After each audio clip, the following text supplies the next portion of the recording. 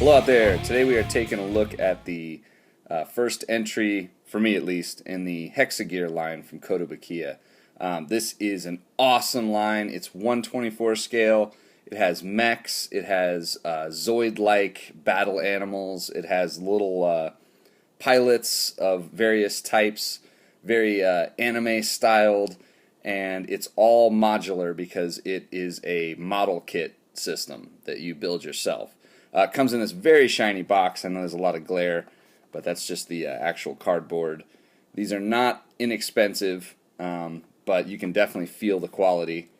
You can see there's a couple product shots on the side.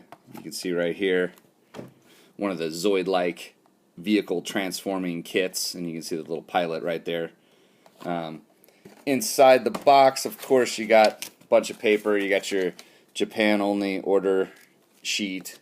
There's a nice piece of artwork on a card, and then of course your instruction manual, which shows you how to put the kit together, and also a little bit of a painting guide on the back. It's partially painted coming out. The one that I'm going to show you is just straight up raw. I didn't do anything to it except build it, so you can see the differences. And actually, let's go ahead and get him out. There are elements like these knee pads, which are gray in the picture, these side pods, which are also gray, just some little deco bits, a little bit of gray right here.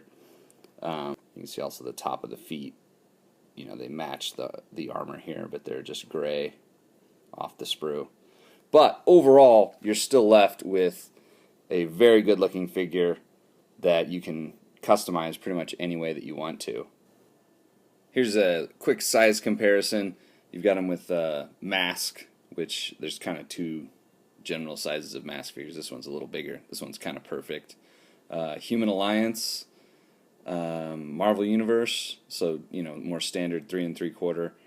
This is from the Guardians of the Galaxy, the new line. Not sure what this Iron Man's from. I collect all kinds of stuff that's roughly 1/24. This guy's pretty much perfect. One of the best features of this line is the articulation of these little figures themselves.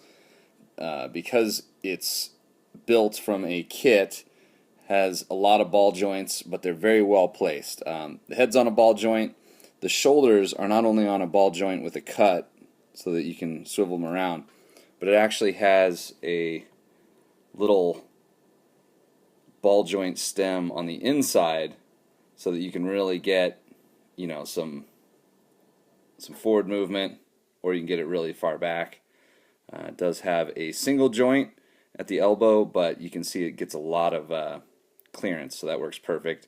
And then the hands are on little ball joints, which you'll see when I show you the accessory hands. And of course, it's not glued, so you can take it all apart.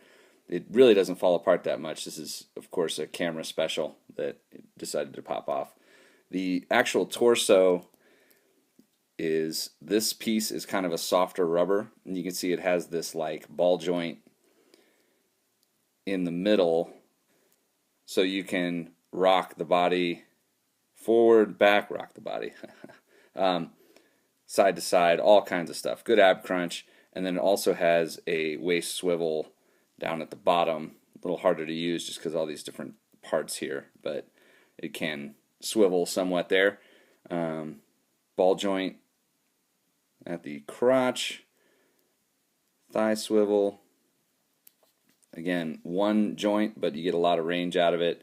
And then it has a ball joint at the foot, so you can get just about anything that you want, which makes this a very stable little figure, very full of expression, and yet it's nice and solid as well. Each of these little guys does come packed with the fists. It has a set of these gun holding hands with a kind of trigger finger for each side, and more of an open hand, which you can use to cradle the gun or pretty much anything you want to. And as you can see, they all have this little ball joint at the end, so you just take whichever one you don't want off, pop this one on.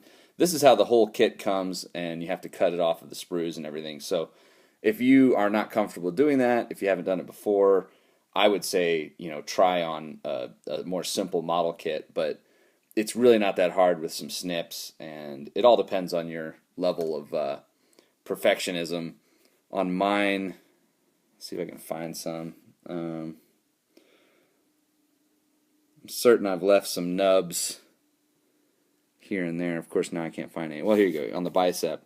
So things like this you can sand down so they look perfect. I don't really care that much at this point, at least. So, at least for my first guy, he is kind of rough, but I like him that way. And then, of course, he's got a hexagonal port in the back that you can put a stand into, or you can take out this rubber plug and he attaches to different things. The whole line is modular, which is really cool, but we'll have to wait until I get some of the other items to really show how that works. There is a quick look at the Hexa Gear Governor. What's this guy called? The Pawn type, armor type Pawn. There's several different types. I thought this was the coolest. I really dig the asymmetrical helmet with the little optic, and I could really see troop building this guy. But I wanted to at least check it out now that I have, even though they're expensive. I mean, this guy costs about as much as your standard 3 3/4 inch figure that you would get, at a store. But he is packed with articulation, very solid, 1/24 scale. I love it. And, if you don't have your mind made up, hopefully you can watch the next couple of videos that I put out about this line and figure out if it's right for you. Anyway, thanks for watching. Take care. Until next time.